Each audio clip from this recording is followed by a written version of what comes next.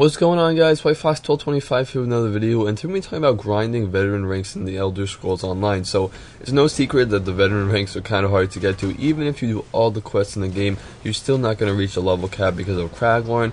And with people not doing some of that extra content that they added, it's really impossible to get to veteran rank 16 without grinding at all. So let's just talk in this video about the best ways to do it with the new update. The days of just going to Craglorn and doing the anomalies are really over. They did like nerf all that stuff or just change it so you can't do any of it. So really you're just left with these two ways and pretty much just killing endless waves of monsters until you get that experience. But these ways make it a little bit easier, so I'm just going to go into that in this video. So the first option is to go into the new Imperial City sewers. Now the sewers are really fun, and it's just a really great way to grind, and I'll go into why. So first off, what you're going to want to do is obviously go to the Imperial City in Cyrodiil, and you're going to want to do a couple things before you start grinding if you have the money available. So the first thing I would do if you have the $15 a month laying around would to be grab an ESO Plus membership. Now with the ESO Plus membership, you're going to get a 10% XP boost, which isn't a lot, but it does help. But also with that membership, you're going to get 1,500 crowns a month. So what that does is it gives you the ability to buy the XP scrolls or the XP boosts that they have in the crown store. You're going to get 5 of those for 1,000 crowns. So if you keep that in mind, $15 a month is going to get you a 60% XP boost for 10 hours of gameplay. So that's a really good deal in my opinion. So if you're looking to make the grinding go faster, which trust me you're going to want to do, spending that $15 is a really wise choice. And again, it makes the grinding go so much faster.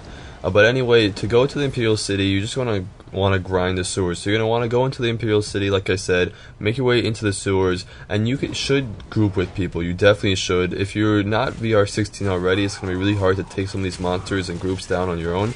So you're going to want to either just type LFG sewers in the chat, or just go in the sewers because there's always groups running, or just go in the sewers and you'll find them pretty easily.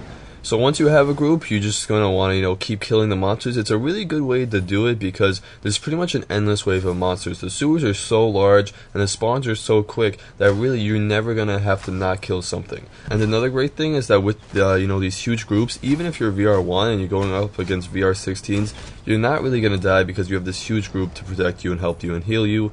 With that, I have a couple tips if you do choose this method. One, definitely bring some soul gems, because if you do die, it's going to be a pretty far hike back to your group depending on where you are in the sewers, and you definitely don't want to have to do that. So I would recommend bringing a few soul gems or purchasing the skill in the soul gem skill line where you can just respawn once an hour on your own. That would definitely be a good idea. Don't aggro the sweepers. There are sweeper bosses that are extremely hard to take down. I mean, even sometimes with 20 people you have a problem, so definitely don't aggro those. They're not worth the XP at all, so just run away from them if you do see them.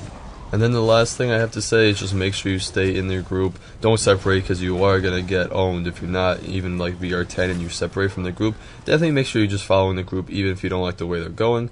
And one thing I forgot to mention is a great reason for grinding the Imperial Cities. You're also going to get those scraps, whether it's the armor scraps or the bone scraps. And those will help you get into the trophy vaults and get 2 pieces of the new gear. So if you're looking for some new gear, it's also a plus for doing the sewers.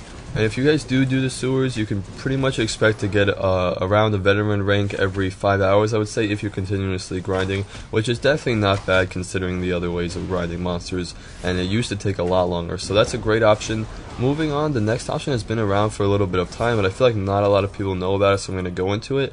If you're choosing to do like grinding solo, this is definitely the best option for you. You're going to want to go to any city in Cyrodiil, whether it's Bruma, Shadenhall, any of those. There should be one near your alliance, because everyone has one near their starting point, so you can always find one. And you're just going to want to, again, use those XP boosts if you have them, and just do the repeatable quests over and over again. If you have the XP boost active, they should give you around 20,000 XP, which if you're keeping track, that would take you about 40 quests to get a new veteran rank. And the veteran ranks, go by pretty quickly this way. I'd say if you were really trying to do it like really fast, you could probably get it in 4 hours using this way. So it's pretty much just as fast as the Imperial City, but maybe if you want to explore the sewers, because you haven't done that yet, it does get a little more boring than the sewers, but it is definitely another viable option for you out there.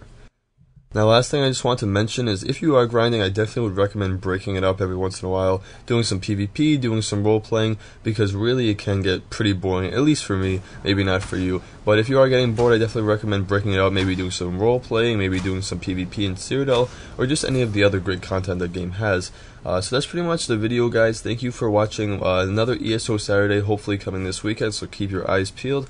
If you liked the video, give it a like. If you want to subscribe, that'd be awesome. Thanks for watching. I'll see you in the next one.